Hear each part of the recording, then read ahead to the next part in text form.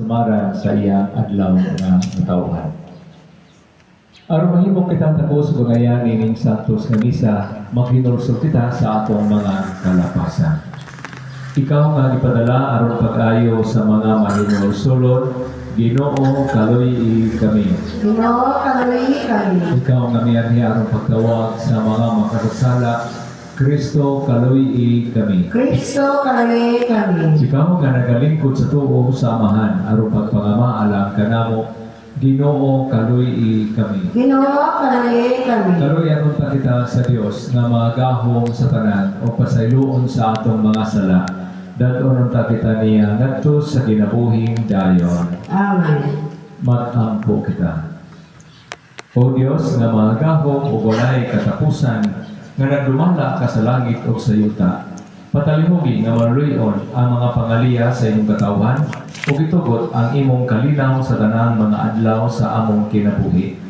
Kini among ipangayo, pinaagi sa among Ginoong Kristo imong anak, nga buhi ug hari uban kanimo ug sa Espiritu Santo, Dios Santo sa kahangturan. Amen.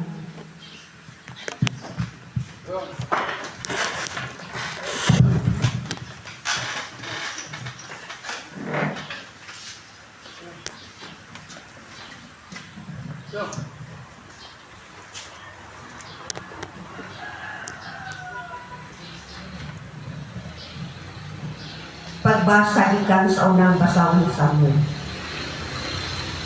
Usa ka adlaw ni Ana, samtang na maunit si David o si Saul, gikan nga nakigubat sa mga Kristiyano. Gisugat sila sa kababalingan, gikan sa mga syudad sa Israel.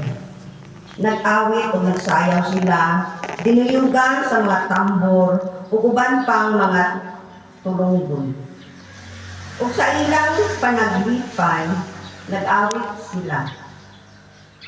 Linibo ang napatay ni Saul. Apan, 10 kalibo ang napatay ni David. Tungod niini, nasuko pag-ayo si Saul sa iya, o siya ni iyon. Nganong nag-inuman sila, nga 10 kalibo ang napatay ni David.